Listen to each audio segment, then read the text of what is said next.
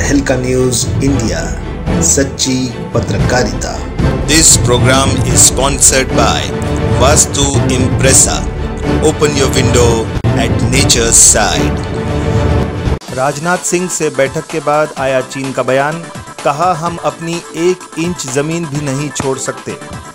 बैठक के बाद चीन की ओर से जारी बयान में कहा गया है कि चीन भारत सीमा पर मौजूदा तनाव के कारण और सच्चाई स्पष्ट है। भारत और चीन के मध्य पर सीमा विवाद LAC डिस्प्यूट को लेकर रक्षा मंत्री राजनाथ सिंह और चीनी रक्षा मंत्री वेई फेंगही के बीच रूस में शुक्रवार को 2 घंटे से अधिक समय तक बैठक हुई। बैठक के बाद चीन की ओर से बयान जारी किया गया है। चीनी सरकार ने बयान में आरोप लगाया है कि लद्दाख में तनाव बढ़ाने के लिए भारत पूरी तरह से जिम्मेदार है। साथ ही बयान में चेतावनी भरे लहजे में कहा गया है कि चीन अपनी 1 इंच ज़मीन भी नहीं छोड़ेगा।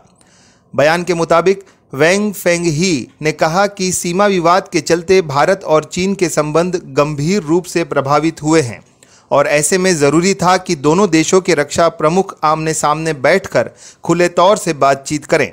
चीन की ओर से जारी बयान में कहा गया है कि चीन भारत सीमा पर मौजूदा तनाव के कारण और सच्चाई स्पष्ट है और इसकी जिम्मेदारी पूरी तरह से भारत पर है। बयान में कहा गया है कि चीन अपनी 1 इंच ज़मीन भी नहीं छोड़ सकता है।